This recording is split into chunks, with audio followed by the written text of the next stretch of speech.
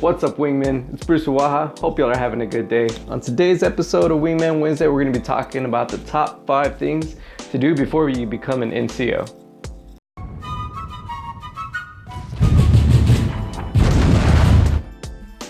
Now, everyone has a set of goals that they want to accomplish before becoming an NCO or hanging up their dog tags. This is just our recommendation of the top 5 things that you should do. But before we get into it, be sure to like this video and subscribe to the channel if you like what we're doing here at Wild at Heart. All right, let's get into it.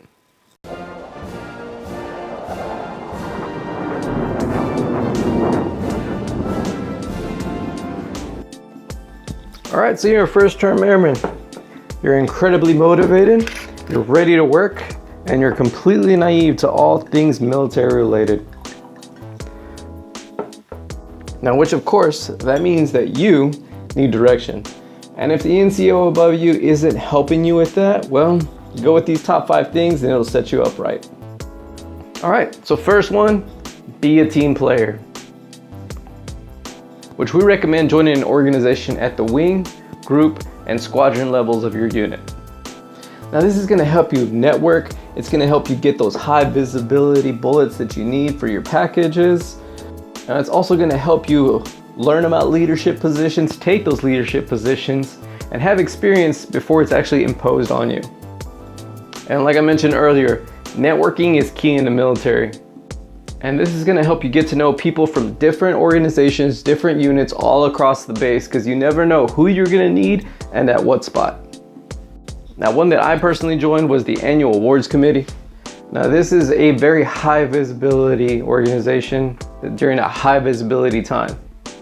And if you can, be sure to lead or at least co-chair one of the events that's required for the Annual Awards Committee. And personally, since we deal in design at Wild at Heart Artworks, we went ahead and took the chair position for designing the trophies and the medallions for the ceremony. And at the group and squadron levels, there are a variety of organizations, but one recommendation is the Booster Club. This allows you to network amongst your peers in the unit and also sets up those great relationships that you'll need for personal development and progression in your career. Next one on the list is Go White Glove. Now for me, Honor Guard is such a paramount part of my military career. It had such a profound impact on everything that I do, as well as my mentality. Holding the flag, knowing proper honors for military traditions is just the start of it. This gives you a great appreciation for what we do and why we do it. And don't think that these skills and knowledge go unnoticed. Oftentimes you'll have the commander and the chief coming to asking you for advice for a ceremony that they're planning. And very quickly, you can set yourself up as the go-to guide for all things military ceremony related. Next, be social.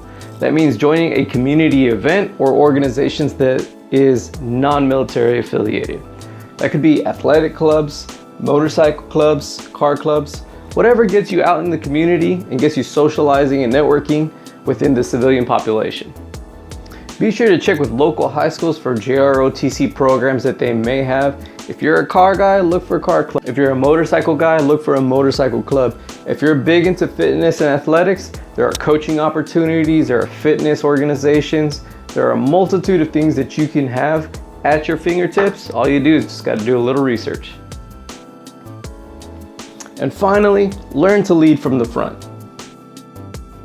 Be sure to create something. Be sure to leave something behind for the airmen that follow you.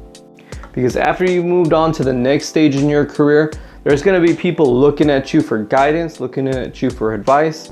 And the worst thing that you can do as an NCO is have none of that available and ready for your peers and your subordinates. So start a club, an organization, or an event. Whatever it takes to get you out there and flexing those leadership and networking skills that you've been working on the entire time that you've been there.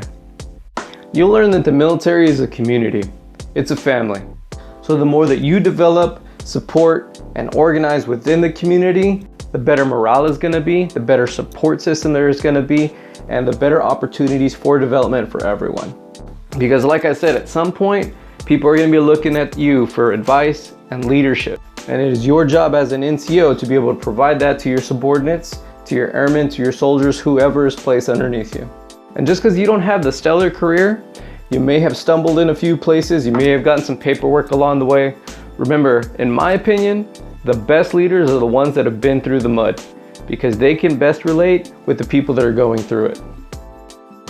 Personally, if you haven't gotten at least one LOR, I'm not coming to you for advice on anything. Because it's my belief that those people, 99% of them have been coloring in the lines their entire career and possibly their entire life, which means they've never been motivated or had the leadership skills or the ambition to go outside the lines and make something new, create something for themselves and for others. So my last piece of advice for you is develop yourself to be that person that you needed back then, right now. Because sometimes having a good NCO is the difference between re-enlisting and separating out of the military. And being a good NCO means supporting and guiding your subordinates, whether it be to progress as a military member, go on to be a progressive and successful civilian. Well, Wingman, I hope you found that information beneficial. Thanks for stopping by Wingman Wednesdays. Be sure to like and subscribe and share this video with one of your fellow wingmen. Once again, this is Bruce Oaha asking, hey, where's your wingman? Y'all take it easy.